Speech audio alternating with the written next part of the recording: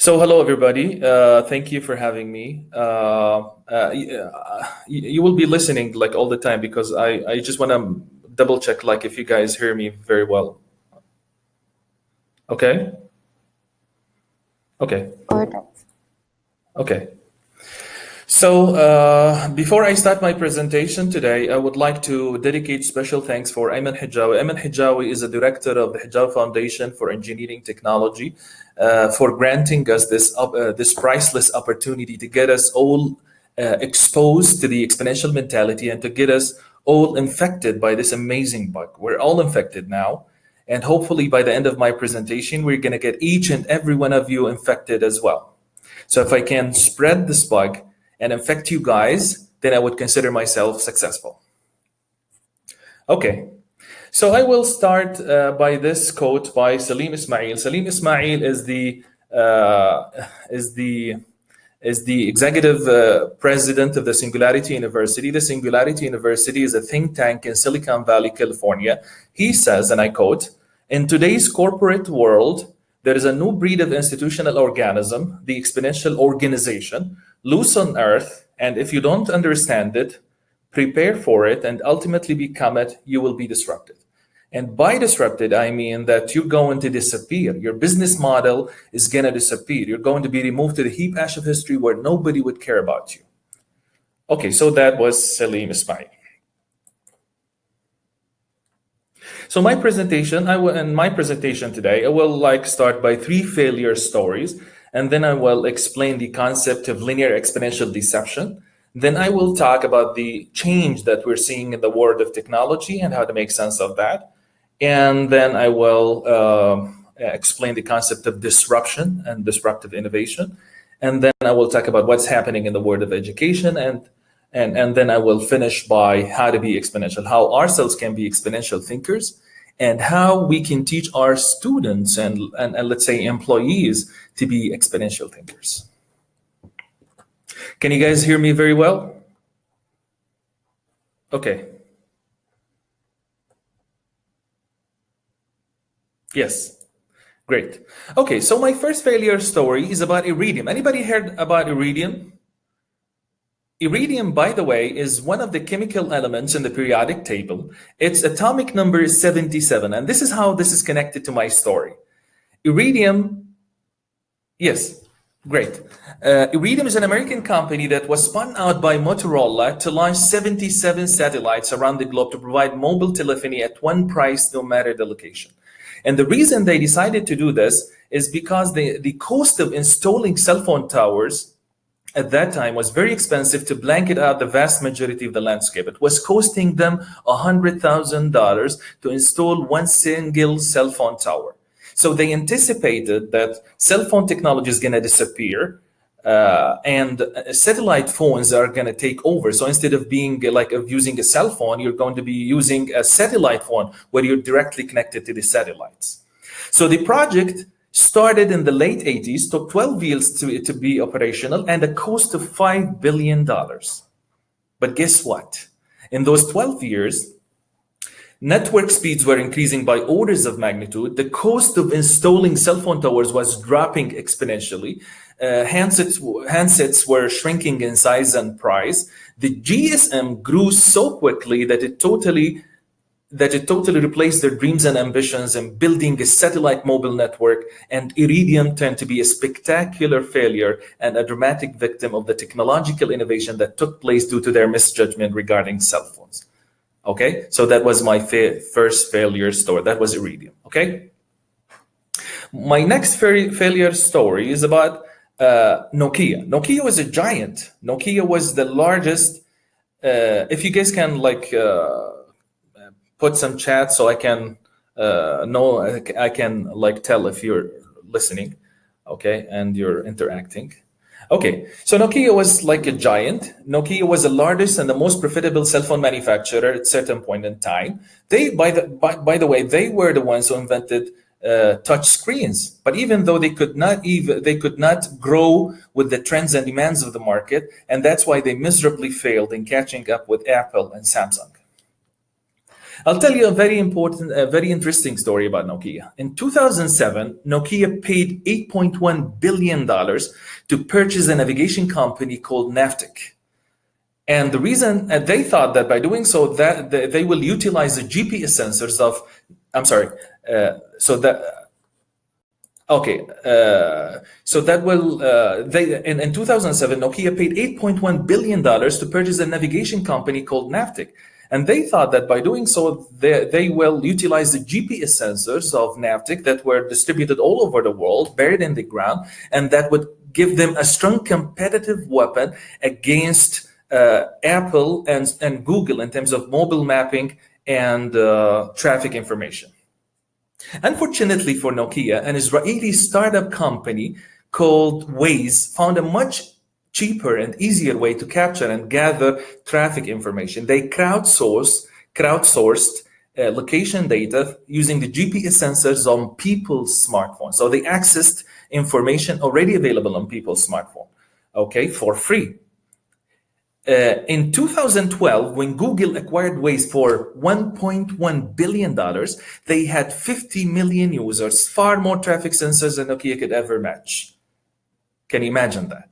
So now look at this. Nokia spent a fortune acquiring physical assets that needs to be maintained and updated every year, while Waze accessed information already available on people's smartphone for free. Accessing resources that you don't own is an exponential way of thinking.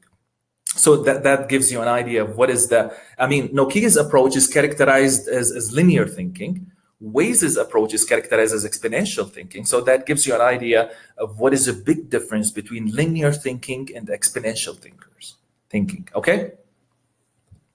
So that was Nokia. Okay, Sarah.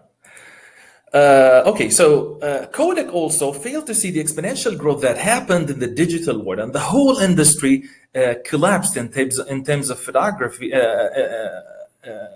due to the lack of vision. Okay, what you might not know about Kodak is that they were the ones who invented the first digital camera ever. Anybody know who this guy is? This gentleman here is called Steven Sasson. He worked for Kodak. He is the one who invented the first digital camera ever, which seems a little bit clunky here. The resolution of this camera, yes, that was very interesting about Nokia, Asil. Okay, so the resolution of this camera is 0.01 megapixels, which means that photographs taken by this camera are 100 pixels by 100 pixels. For example, if you compare this to your iPhone X, for example, which is 12 pixels in resolution, which means that photographs taken by iPhone X are 12 million pixels by 12 million pixels. So if you compare this to this camera, you can tell how horrible and terrible that camera was. So when Steven Sasson took this camera and showed it to Kodak, they get disappointed. And that's why they could only see the zero resolution at that time, and that's why they decided to hold the development at that particular time. What Kodak failed to see is that this technology, which is a photography, once digitized, starts to move in a perfect exponential trend that doubles in performance and capacity every year. And this is being proven by a law that is called Moore's law that I will explain in the coming slides.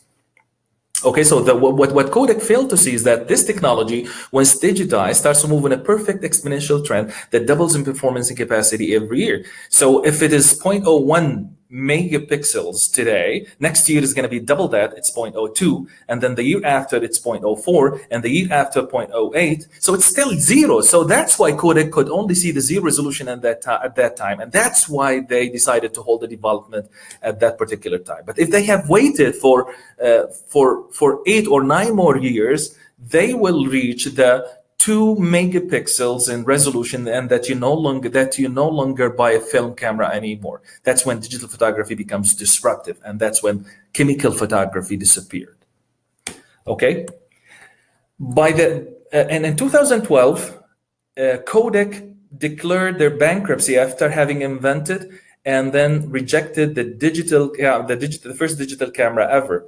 This caricature here shows a very funny but yet heartbreaking picture of how everybody was using a digital camera to record a failure moment of Kodak when they declared the bankruptcy in 2012.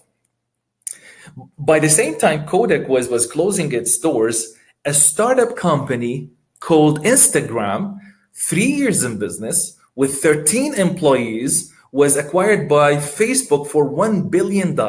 Ironically, this happened while Kodak still owned the patents of digital photography. Can you imagine that? Yes, Sarah, that was Steven Sassad. True. Okay. So now looking at these stories, 3 failure stories, can you guys tell what is the common between these 3 failure stories? They all fail to see the exponential growth that happened in the digital world. Iridium failed to see the exponential growth that happened in the GSM world. Nokia failed to see to exponentially grow with the trends and demands of the market. Kodak failed to see see the exponential growth that happened in the digital. So they all failed to see the exponential growth that happened in the digital world, in the world of technology. And they all did the same mistake. They used linear tools and trends of the past to predict an accelerating world. Okay? So it becomes fundamentally important to understand this whole exponential growth taking place. And here's a challenge. Albert Allen Bartlett, who taught at UC Boulder, University of Colorado at Boulder, he said that the greatest shortcoming of the human race is our inability to understand the exponential function. Okay, and I'll explain this. And they call this the linear exponential deception. Now, yes, the linear thinking. Okay, now if I ask you to take 30 linear steps, so each step at a time, okay, like, now consider that each step is 1 meter. So in 30 linear steps, how far would you get? Any responses? If I ask you to take 30 linear steps, 1 step at a time, so how far would you get? So that is super easy. That's predicted, especially that we've got good sense of how far that is. You're going to be 30 meters from where you first started, okay? For me, it would be probably for example, by the end of the door or a little bit farther. Okay, but now if I ask you, true, Asil, 30. Now, if I ask you to take 30 exponential steps, so instead of, so each step is twice as far as the previous step. So instead of going 1, 2, 3, 4, you're going to go 1, 2, 4, 8, 16, 32, 64, 128, and so on and so forth. So in 30 exponential steps, how far would you get? Any guesses? I would like to see the chat. Any guesses? Like in 30 exponential steps, how far would you get?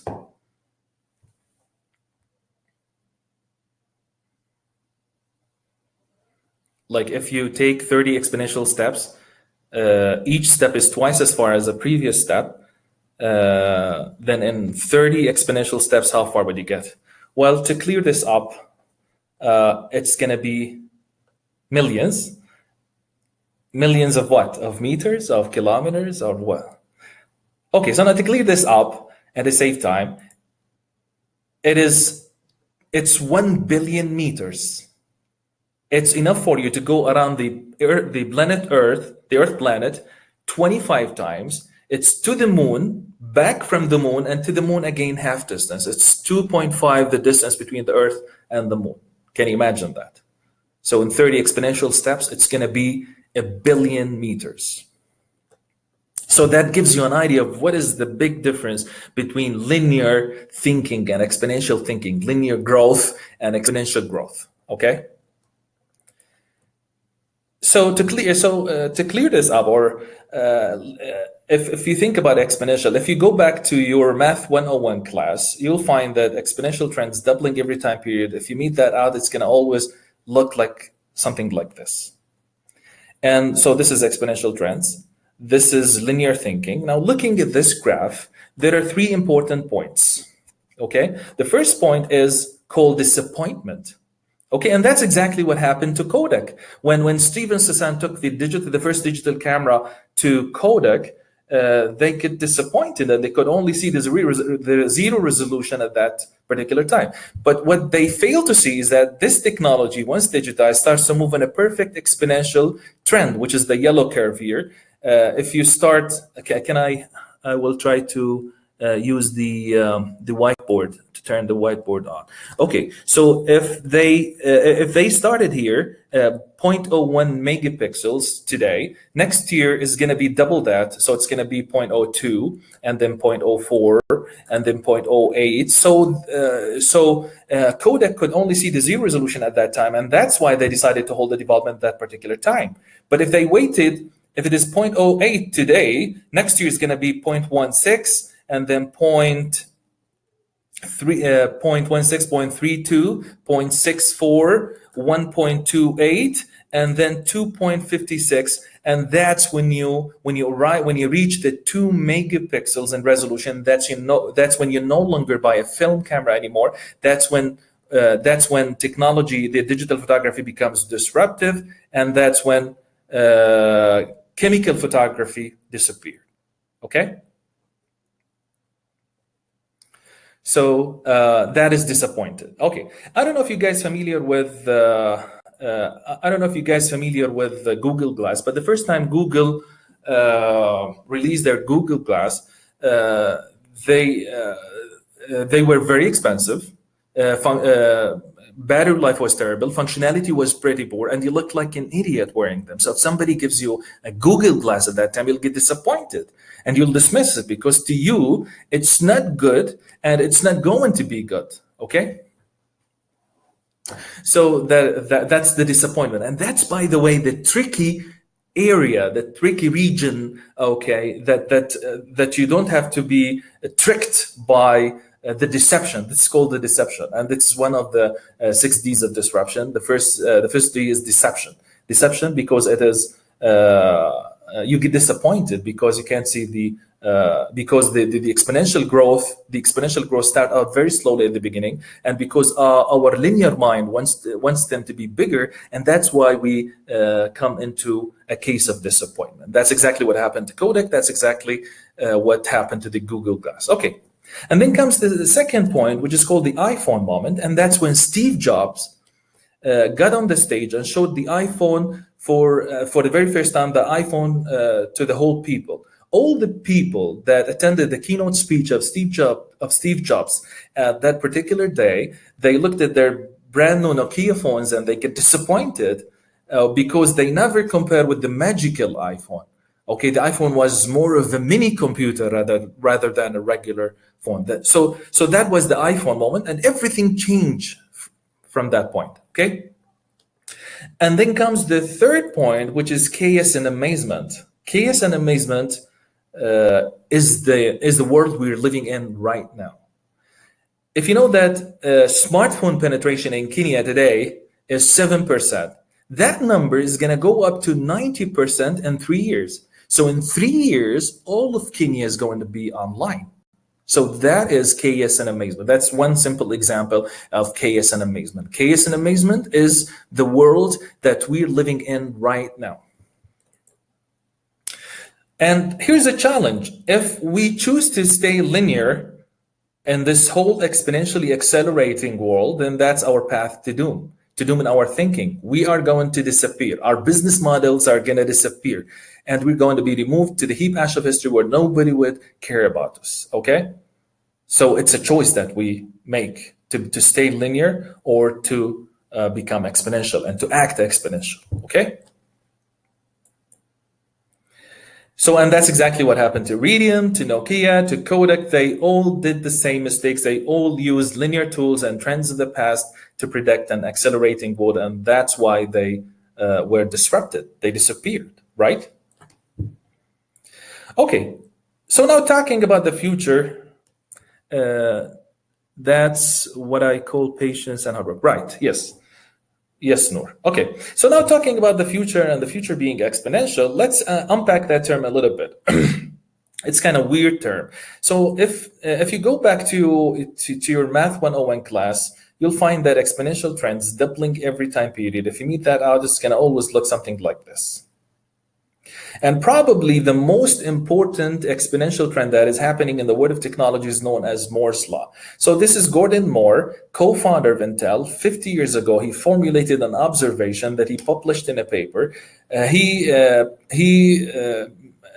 said that the number of transistors, his observation was that the number of transistors per square inch in integrated circuits was doubling every year.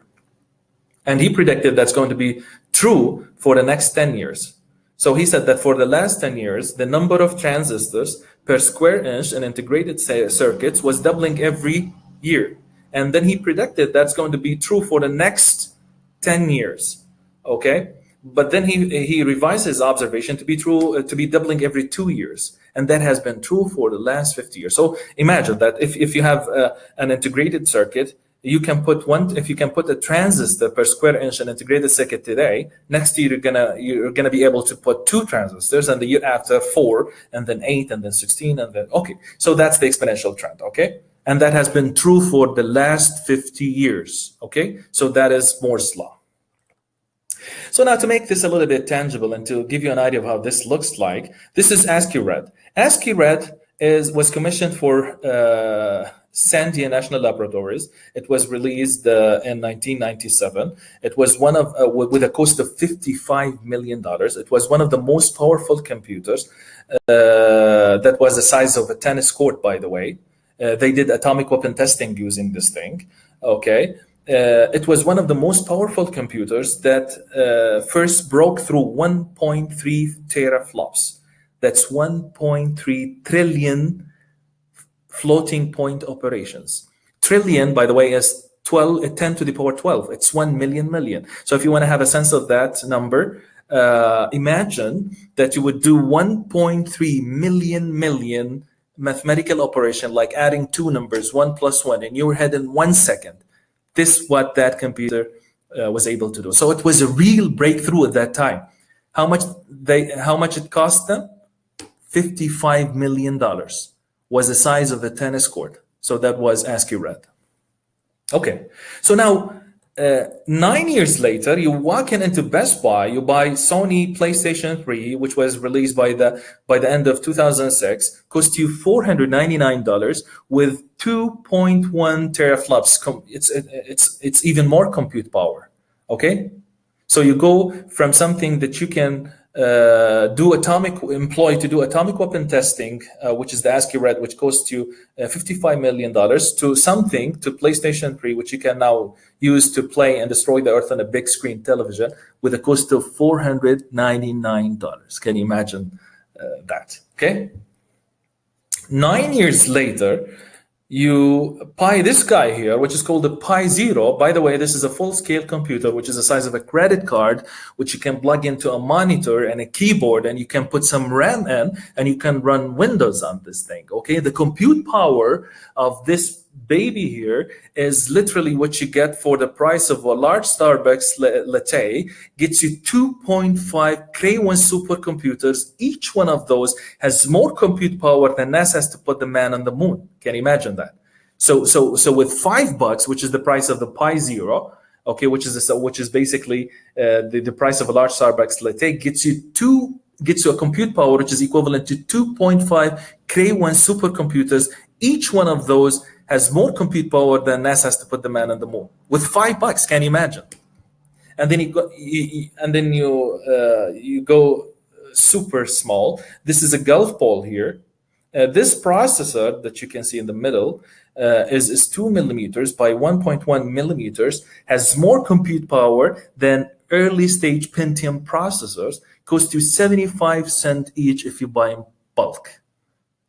This processor and many other processes like it is the sole reason why everything's going to be smart, no question about it. Because you would get it for free, like why wouldn't you, okay? So that is exactly what is happening in the world of computing, okay? Now, it is also important to understand that this whole exponential trends are not only happening in computing, it's also happening in many other industries. For example, the number of internet connected devices, okay? It's also moving in a perfect exponential trend that doubles in performance and capacity every year. Yes, Noor. It's all genius, yeah. I mean, the computing is an exponential trend that doubles in performance and capacity every year. And what I'm trying to say is that this is not only happening to computing; it's happening to many other industries. One of them, for example, is the IoT, the Internet of Things. Okay, the number of internet connected devices. In 2000, I will share my whiteboard. Okay, in 2003 here, in 2003, we had zero point 0.5 billion internet connected devices. That's 500 million internet connected devices. That number went to, in 2012, to 8.7 billion internet connected devices. That number went up today in 2018 here. We had 34.8 billion internet connected devices. By 2020, we're going to have a 50 billion internet connected device. By 2030, we're going to have a 1 trillion internet connected device as we information enable every aspect of life in the Internet of Things. Okay, can you imagine that? Can you imagine the amount of information, the phenomenal amount of information that is going to be available out there when we're going to have a 1 trillion, 1 trillion is 1 million internet connected device as we information enable every aspect of life. I myself can envision a time when I'm passing by a grocery store and I receive a call, and when I pick it up, it says, "Hey, Mohammed, this is your refrigerator calling. I noticed that you're passing by a grocery store. We're out of milk. Can you bring some?" Can you imagine that? So can you guys imagine the phenomenal amount of information that's going to be available out there? That means that we're going to witness an explosion in the rate of innovations as millions of new innovators will begin to experiment and upload their products and services and launch their new businesses online. If you think that the rate of innovations have been fast in the recent years, well, let me be among the first to tell you that you have not seen anything yet, and that a world of chaos and amazement is still ahead of us. And by the way, we're still 2.5% down the road, comparing of what we're going to have by 2030, for example. We're still 2.5% down the road. Okay. And it is also important to understand that this whole exponential trend taking place is not only happening to computing and to the IoT, for example, and it's happening to many other industries. I will just peel out one particular industry that I myself think that is going to change the way we live our lives. And that's, by the way, is DNA sequencing. DNA sequencing is being able to write and read our DNA. And the reason why this is important is that when you're able to write and read your DNA, you're going to be able to attack a cancer cell in a microscopic level and literally kill that cell. You can eradicate diseases. You can create crops. You can copy and paste from the genomic structure as easy as you can copy and paste from a word file. As simple as that. Okay. So the first time they started DNA sequencing was in 1999 with a cost of $2.7 billion to sequence the first human genome ever in a project called the Human Genome Project. Okay, can you guys give a guess of how long did it take them to sequence the first human genome ever in 1999 with a cost of $2.7 billion? 7 years. It took them 7 years to sequence the first human genome ever with a cost of $2.7 billion. Can you imagine that? Okay, so in 2007, that number went down to $350,000 when there was a company that started to do DNA sequencing as a commercial and professional service. So the price is with 2 months, with a couple of months worth of effort. Okay, so from 7 years to 2 months, from $2.7 billion to $350. So it's still expensive, but a lot cheaper comparatively. That number went down to $1,000 by 2014. Last year, 2017, that number went down to $100. Okay, so what you basically could do last year, you could send your hair or saliva to the United States of America. They can extract your DNA, fully sequence it, and send it back to you next day. $100. So now looking at this cost curve, okay, how the price dropped from $2.7 billion in 1999 to $100 last year. If you ask experts, now looking at this graph brings out two extremely important questions. Okay, the first question is that if it is $100 today, how much would it be by 2020, for example? And you ask experts, and they'll tell you it's going to go down to pennies. Okay, so basically reading and writing your DNA will be something that you do for free, that your doctor can prescribe for you. And the next extremely important question is that what do you do with it? What do you do with reading, with being able to read and write your DNA for free by 2020? And I'll talk about two examples. The first example is this. In the future, and this is not hypothetical, once you flush your toilet, it's going to run a full genomic sequencing on everything that goes in there and will give you a full health report. Can you imagine that? Well, it seems wild. It seems it sounds crazy, but this is really happening. There is a Japanese company that is working on toilets like this. Okay. Yes, Noor. Okay. And the second example is this. Everybody of us is losing cells, scale cells, follicle, hair. We sometimes tend to leave things behind, accidentally leave things behind. So by the end of my presentation today, I will, like I always give this talk physically in an auditorium or. So what I tell the audience is that by the end of my presentation, I'm going to hover here, collect everything that you guys left behind, and then take it to the lab, and then run a full genomic sequencing on that, extract your DNAs, and then generate a 3D mask of the face of everybody that was there or visited that place and accidentally left something behind. And if you guys think that this is some kind of science fiction, well, let me have you watch this video. So we'll just go to the video. I don't know if Jenna can help me with that. Yeah, I'm on it.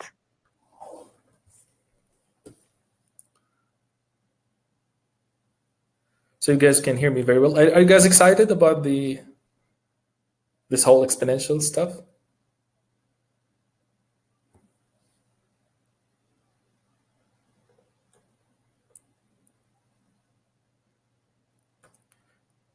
Jenna, should I start it myself from my side here? I just go to the videos. I'm ready to play it, so just let me know if you're ready to play the video, and I can play it. Yes, please play. Yeah, please start. Yeah.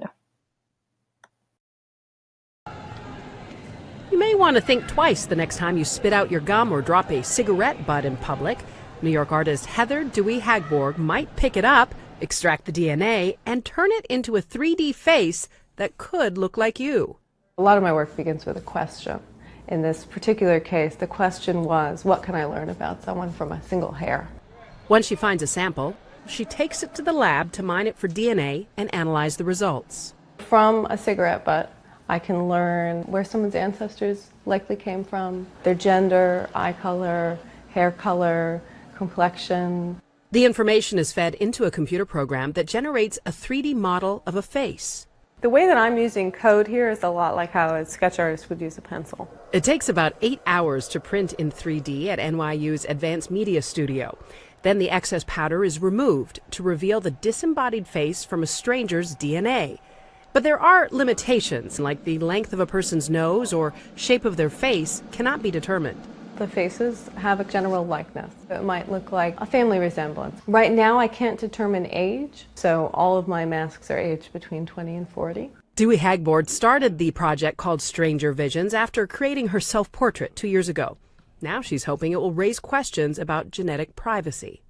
It's meant to be an exploration at the intersection of art and technology and science, and it's meant to be a provocation.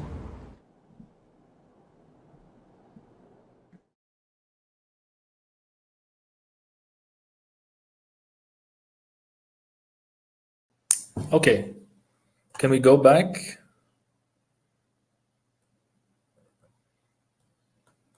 To the slides.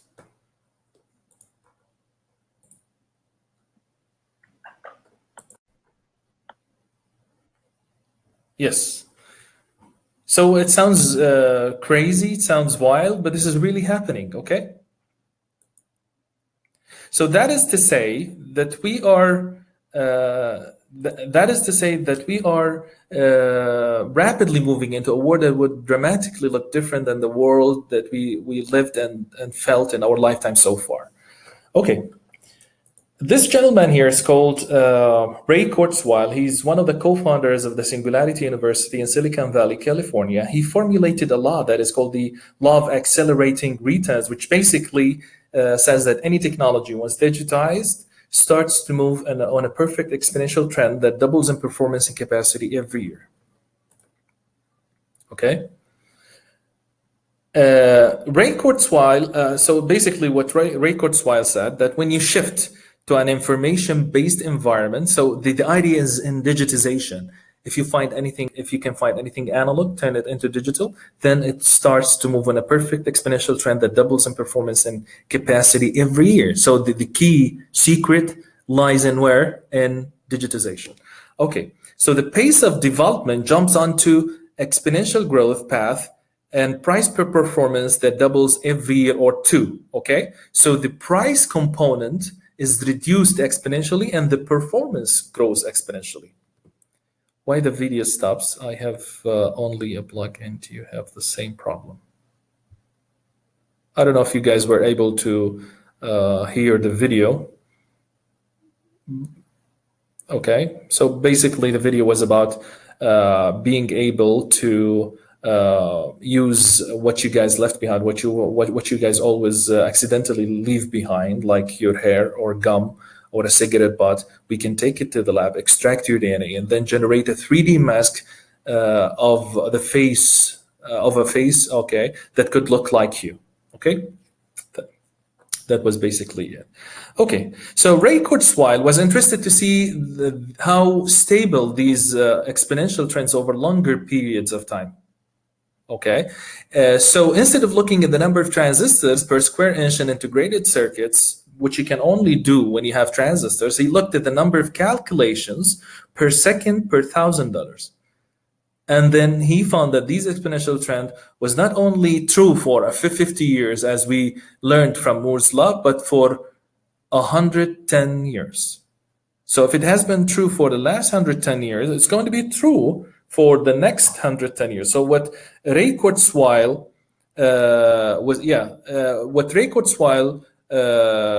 did, he extrapolated that figure out, and by doing that, he was able to determine the point in time when we are going to have a computer that has a compute power of a human brain. And that is going to happen in 13 years from now, by 2030, okay? So by 2030, we're going to have a computer that has the compute power of a human brain. And guess what? Because this is moving on a perfect exponential trend that doubles in performance and capacity every year. So a year after, we're going to have a computer that has the compute power of two human brains. And then the year after, 4 human brains. And the year after, 8 human brains. By 2050 or 2060, we're going to have a computer that has the compute power of the human brains of the 7.5 billion people living on Earth combined. Can you imagine that? Maybe we're not going to be there by that time, but our kids are going to enjoy that glory. Okay?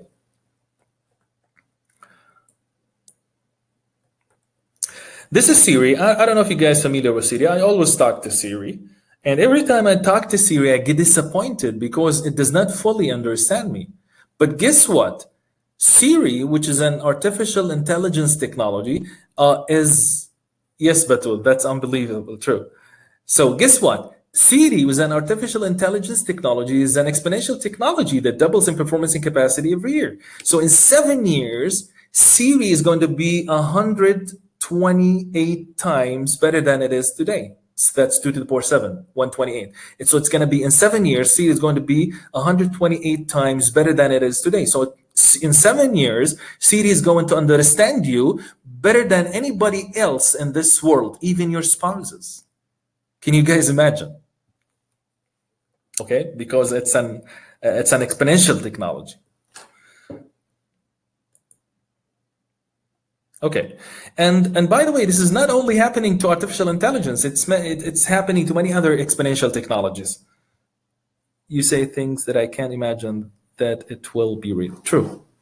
Okay, so this is not only happening to artificial intelligence, it's happening to infinite computing, sensors, networks, robotics, digital manufacturing, biotechnology, bioinformatics, synthetic biology, digital medicine, neuroscience, data science, 3D printing, nanotechnology, and even aspects of energy. All of these are exponential technologies that are moving on a perfect exponential trend that doubles in performance and capacity every year or every year and a half, as we learned from Moore's law, okay? So basically, the secret behind all this is, as I mentioned, is in digitization. If any technology, once digitized, starts to move on a perfect exponential trend. And that brings us to the concept of disruption and disruptive innovations. A disruptive innovation, by the way, is not a breakthrough innovation. It's an innovation that transforms a product that historically was very expensive to be affordable and accessible by large population. And I'll give you examples about disruptive innovations. Okay. Salim Ismail said, who is the executive president of the Singularity University, he says that any industry is going to be disrupted. I mean, it's going to disappear, okay, if it fails to see the exponential trend that is happening in the world of technology. And as I mentioned, that's exactly what happened to Kodak, to Iridium, to Nokia. Okay, so I'll give you examples about disruptive innovations. For example, Wikipedia disrupted traditional encyclopedias. Okay, Encyclopedia Britannica ended its print production after 244 years in 2012. In about nanotechnology, Noor, I can. We can arrange for that. Sure. Okay. So now Wikipedia disrupted traditional encyclopedias. Encyclopedia Britannica, for example, ended its print production after 244 years in 2012. Why? Because Wikipedia provides free online access to over 5 million articles, which are updated every year by volunteer editors. Even Microsoft Encarta discontinued its print in 1993, okay, in 2009, okay, which was started in 1993, okay. Telephony disrupted telegraphy. Smartphones disrupted personal computers, laptops, and PDAs. Downloadable digital media disrupted CDs and DVDs. Digital photography disrupted chemical photography, as we explained by Kodak. Yeah, Booking.com and Airbnb disrupted tourism industry. Okay, I don't know if you're familiar with Airbnb. I always use Airbnb when I travel. Okay, hybrid cars like Toyota Prius, for example, disrupted automotive industry.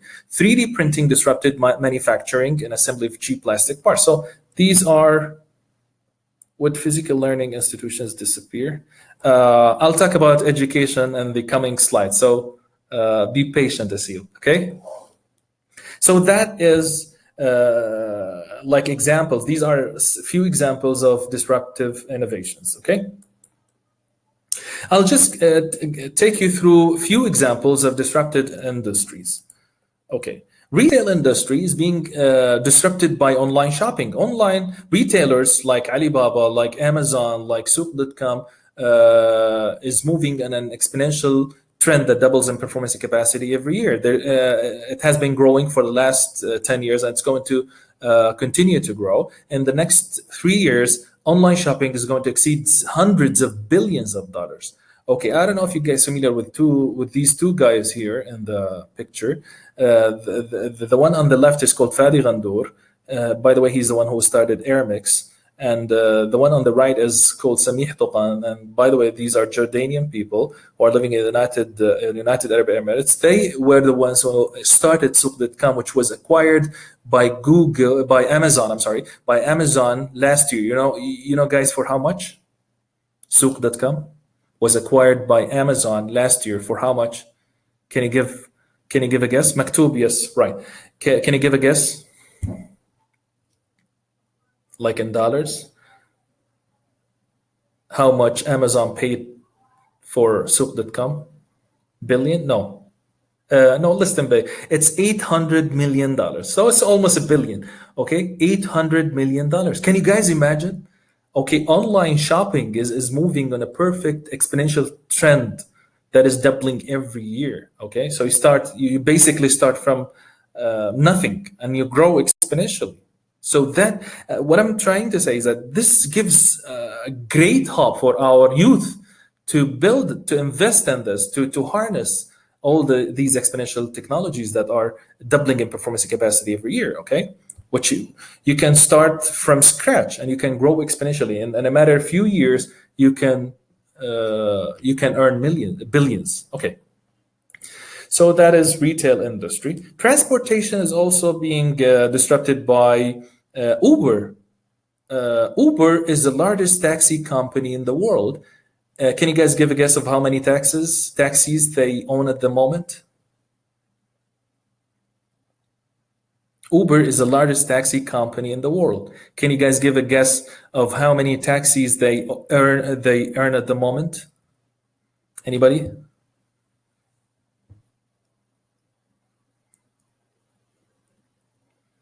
Well, they have 0 taxis. Okay, they are the largest taxi company in the world, and yet they don't own a single taxi. Today, can you guys give a guess of how much is the market valuation of Uber today? It's $72 billion. Okay, Airbnb, for example, which is the largest lodging company in the world, and yet they don't own a single room. Today, the market valuation of Airbnb is $32 billion. That's more Hayat and Hilton combined. Okay. Automotive industry is being disrupted by electric vehicles like Tesla, like Google car. Google car, can you guys imagine what's going to happen when the Google car, which is called the bubble car, which eventually going to cost $1,000, will be out there and ready to go? All the automotive industry will be disrupted. All the transportation industry will be disrupted. All the oil industry will be disrupted. Okay. Even the medicine industry is being disrupted by the amount of information the phenomenal amount of information that is available out there for free. Salim Ismail, in his book, The Exponential Organization, he talked about a 14-year-old kid. His name is Jack. He was able to find a medical solution for his uncle that was suffering from cancer that was adopted by Johns Hopkins, one of the huge medical institutions of the world. If kids at 14 and 15 years old can do medical research today in Google and find medical solutions, can you guys imagine how that is going to affect our needs for doctor in the coming few years, in 10 years? Our need for doctors is going to be significantly affected and impacted by this whole phenomenal amount of information that is available out there for free. Okay. Even the cost of solar energy is moving on a perfect exponential trend. It dropped from $76 in 1977 to 3 cents in 2016.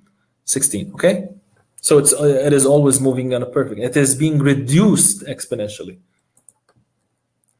So now, after all this, do we really want to stay linear in this whole exponential world that is happening around us? Okay, because it's a choice that we make. If we stay linear, if we decide to stay linear in this whole exponentially accelerating world, then that's our path to doom.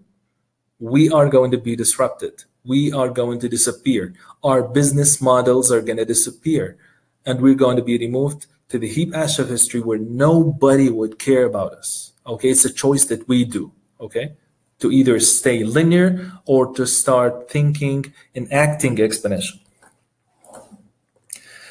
Bill Joy, he's one of the visionaries in Silicon Valley, California. He said that the smartest people of the world will no longer work for you. Do you know, guys, why? Why the smartest people of the world will no longer work for you? Because they will work for themselves online. So they don't have to be hired by anybody. They can be their own bosses. Okay? Salim Ismail, I'm sorry, yeah, that's Bill Joy. Salim Ismail, who is the executive president of the Singularity University, is that whenever you try to make this transformation from linear to exponential in any organization, in any institution, then the immune system of that organization will come and attack you because they're afraid of change. Okay, and he said that the solution to do this, and you guys can adopt this methodology, okay, is that to implement exponential to build a special unit and then implement exponential change, set an example, and then infect everybody else. And that's exactly what we were doing in the Hijab Faculty for Engineering Technology. We are trying to make Yarmouk University an exponential university. Okay, so instead of working on the whole thing, okay, we started with the Hijab Faculty of Engineering Technology. So we're trying to implement exponential change Hijab Faculty to an exponential faculty, engineering faculty, and then set an example and then infect everybody else. That's how it works. Okay. Okay, so now I will just talk about how to be exponential, how ourselves can be exponential thinkers, how we can teach our students, and because I'm a professor at the university, so I always talk about education, so how we can teach our students to be exponential thinkers. Okay, and I'll talk about a set of requirements, okay, that we need to work on. First of all, we need to have our students need to have a very good command of English. They have to be fluent in English. They have to learn. They have to be fluent in English. Okay, our kids are spending too much time online, so why not to spend that time or utilize that time to learn a new language, a new skill, anything that can benefit them in their lives. There's an application that is called Babel. If our students know how to utilize that to learn English, that would be phenomenal. We need to introduce online education as a culture in our institution. And that's, by the way, what we're doing today at Yarmouk University. I myself wrote a proposal and submitted it to the presidency. I actually give this very talk to the president and to the council of deans, and they get very excited about this idea. And that's why they decided to start an online education center. We are now in the process of establishing an online education center at Yarmouk University that is going to provide online education. And then we can talk about programs that are always online, that are all online. Okay, so they don't have to be we don't have to have ground classes. Okay, online programs that are only online. Okay, so we have to introduce online education as a culture in our institution. Now, like reflecting linear thinking and exponential thinking about this particular subject, which is education, online education. Now, if you think linearly and you want to expand your university, for example, so you open new majors, you admit more students, that's the linear way of thinking. But if you go online, if you start to provide online education, okay, then that's an exponential way of thinking. Would that make education cheaper? Of course, yeah. Online education is significantly cheaper than regular physical ground classes. True. I believe that technology is going to be democratized. By the way, I haven't talked about the 6 Ds of disruption. The 6 Ds of disruption, there are 6 Ds of disruption. The first D is digitize. If you can find something analog, turn it into digital, then it starts to move on a perfect exponential trend that doubles in performance and capacity for you. Think about digital photography, for example. Chemical photography was digitized, it became digital photography. It starts to move on an exponential trend that doubles in performance and capacity every year. It becomes deceptive because the first digital camera was 0.01 megapixels in resolution, so that was disappointing. So that's the deception period. That's the second D. The third D is disruptive. That's when technology becomes disruptive. When you reach the 2 megapixels in resolution, that when you no longer buy a film camera anymore, and that's when digital photography becomes disruptive. The fourth D is disruptive, dematerialize, because you no longer need to buy a camera because it got dematerialized into an application in your smartphone. Now you don't have. Are you carrying, guys? Are you buying cameras anymore? No, because it got dematerialized, and that's a fourth D, into an application in your smartphones. And the fifth D is demonetized, and that's when the cost of technology becomes very cheap. Okay, now you can take as many photos as you can for free. Okay, and then the last D is democratized, and that's when technology is being available for everybody. Everybody can harness, everybody can benefit from. Okay, so that was okay, online education. So we need to introduce online education as a culture in our institutions. We need to let our students be aware of the available resources online. Okay, Kaggle, for example, is an application or a website that looks for people who are capable of doing mathematical algorithms for predictive modeling and analytics, and it's totally based on the idea of crowdsourcing. TaskRabbit looks for people, helps people get a job from anywhere, anytime, from the comfort of their very home. All they need is an internet connection. Kickstarter, for example, is a global crowdfunding platform that can help bring innovative projects into life. So if you have an innovative idea and you don't have money, then what you can do is you can raise funds from people. You can utilize Kickstarter, which is a crowdfunding platform, to raise funds from people that you've never met with, simply because they believed in your innovative idea. So you can bring your innovative idea into life, okay? Using crowdfunding platforms like Kickstarter, like Indiegogo, for example, okay? LinkedIn is a professional social network where employers can post jobs and where job seekers can post their resumes. What I'm trying to say is that our students are totally oblivious of all this. We need to let our students be aware of the priceless resources that are available for free on the internet, okay?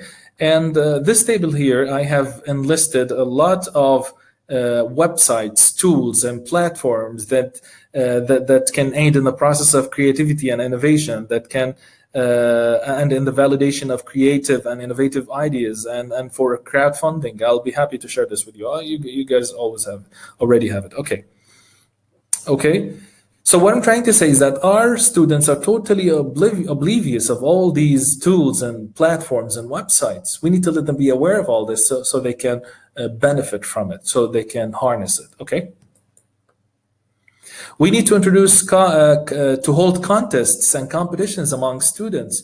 Okay, holding contests and competitions is extremely important, and good contests can solve problems of the real society. For example,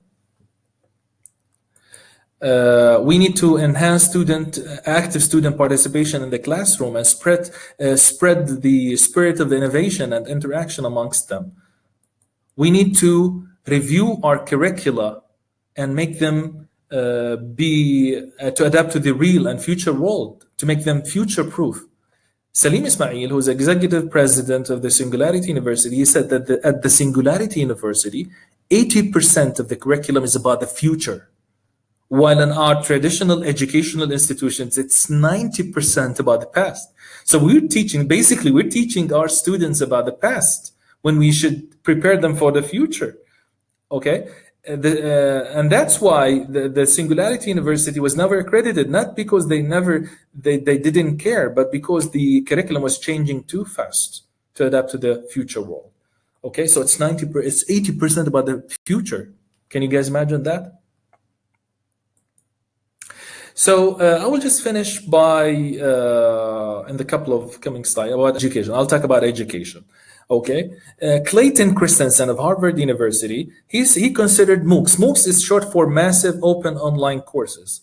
Okay, he considered MOOCs a potent disruptive technology that will kill off many inefficient universities. MOOCs like edX, for example, edX, Coursera, Udacity, that provide online education for free. He considers MOOCs a potent disruptive technology that will kill off many inefficient universities. He predicted last year that in 15 years from now, half of the American university will be in bankruptcy. Why? Because of these online education platforms that provide online education for free. For example, now you can download edX as it's an application in your smartphone, and you can attend as many classes as you like according to your preferences for free. Which, if you want to get certified and get a certificate at the end, then you just pay a small fee, like $100 per course, for example, if you're interested. But if you're interested to gain the knowledge, then you take it for free. Can you guys imagine that? So Clayton Christensen predicted that in 15 years, half of the American university will be in bankruptcy. edX, Coursera, and Udacity have so far provided courses for over 12 million students. Okay, Harvard University offers nearly 800 online courses, 24 degree fields, and over 30 certificates to help students meet their goals, either develop specialized skills, prepare for a new career, or simply pursue their intellectual inquiry. EPFL, which is one of the best engineering schools in Switzerland, has an enrollment that grew from 10,000 students in 2013 to 40,000 students in 2016. The extra 30,000 students are all online. Okay, so that's the exponential way of thinking. So at Yarmouk University, we set objectives and targets, and not only for Yarmouk University, for all our universities in Jordan, to reach 25% of online education by 2020, to spend more time on research and innovation, to enhance active student participation in the classroom, okay, and get rid of this chalk and talk methodology that is obsolete now, arouse competitions and contests among students. Professors of Yarmouk University should be better onliners. Students should be better onliners. Okay, now we can start to work online. Last year we held an event at Yarmouk University, which we called the Exponential Day. I myself was amazed by the number of students, that are already working online and receiving their paychecks every month. Okay, one of the students, he said, I no longer take money from my parents. I pay my tuition. I do all my expenses myself, because he's receiving paychecks every month by working online. So we need to let our students be good onliners. Okay.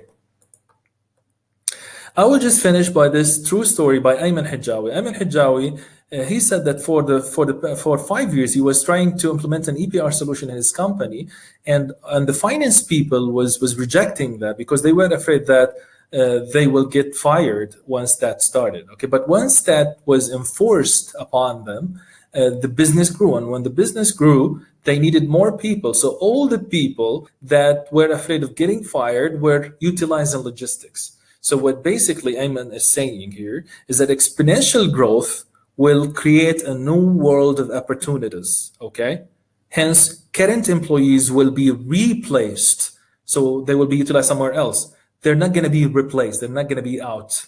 They're going to be utilized somewhere else.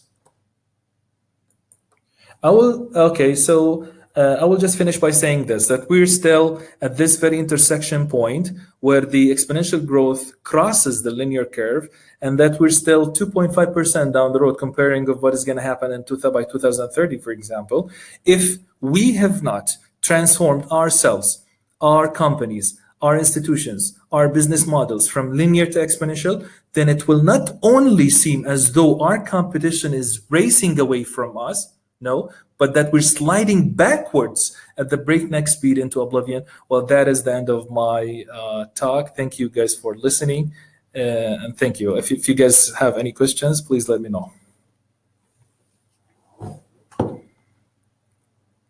Jana, can you hear me? Thank you, Dr. Muhammad. If the participants have any questions, please type them into the chat and we'll broadcast them into the center screen. Yes. Jana, did you like the talk? Did you get excited? Definitely. It exceeded my expectations, honestly, and I learned a lot. Well, yeah, that's good. That's good to hear. Thank you. Batul saying, I'm really surprised from what I have just heard. I think miracles can really happen. True. I mean, if you think about, for example, if you think about Instagram, I mentioned that Instagram in 3 years, with 3 years in business with 13 employees, was acquired by by Facebook for $1.1 billion. Can you guys imagine that to start a business today, and in 3 years it's going to be sold to Google or to Facebook or for $1 billion?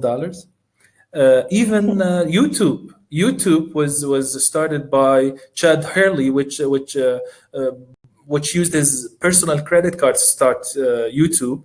In 18 months exactly, it was acquired by Google for $1.4 billion.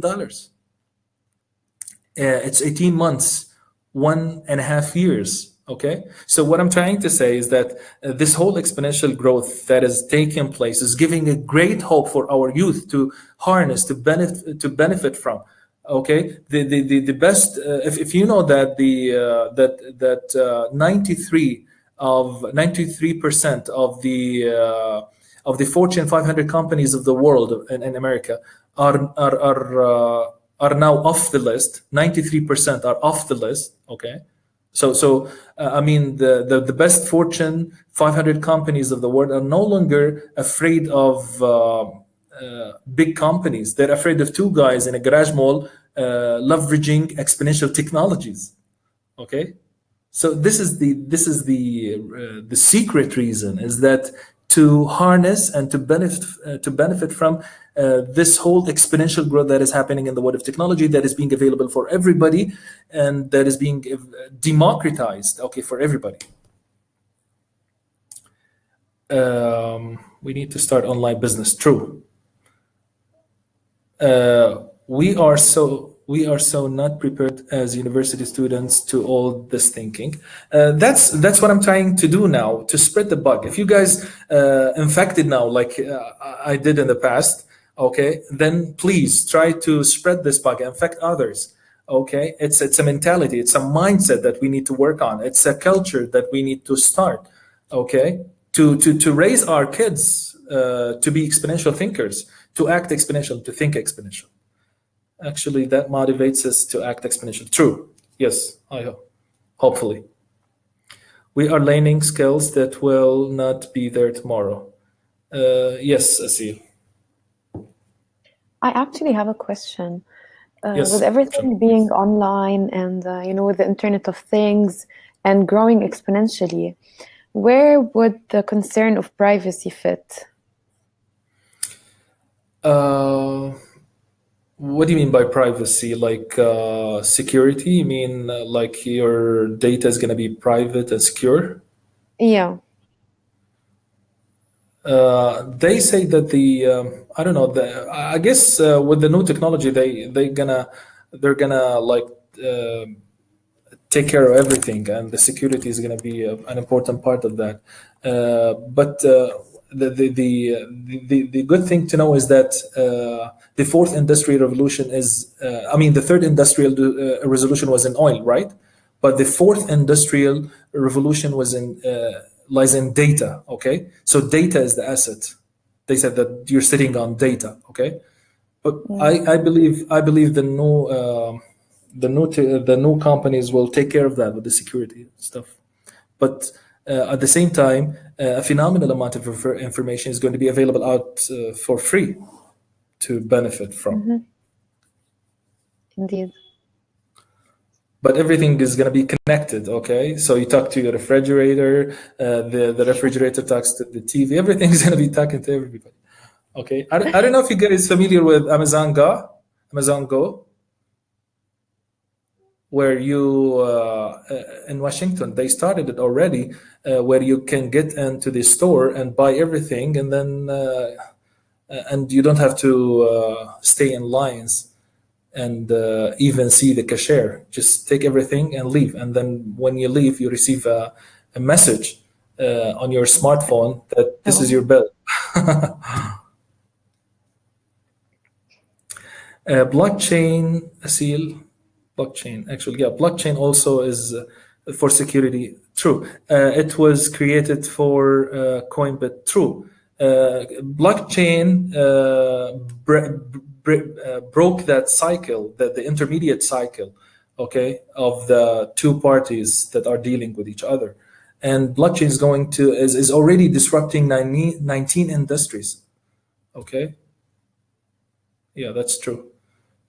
The bank industry is in risk too, because you don't need that intermediate part, okay, and it's already secured. True. For example, if you think about Airbnb, for example, you rent an apartment, okay, and you take care of it. You make sure that you receive good reviews at the end, right? So you evaluate the apartment, and he also evaluates you. So it's a self quality, a self controlling quality. In China, you buy everything on smartphone. Yes.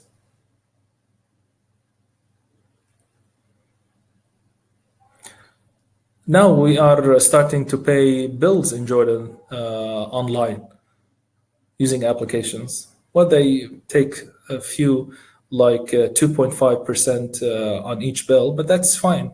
So you don't have to stay in rows and queues.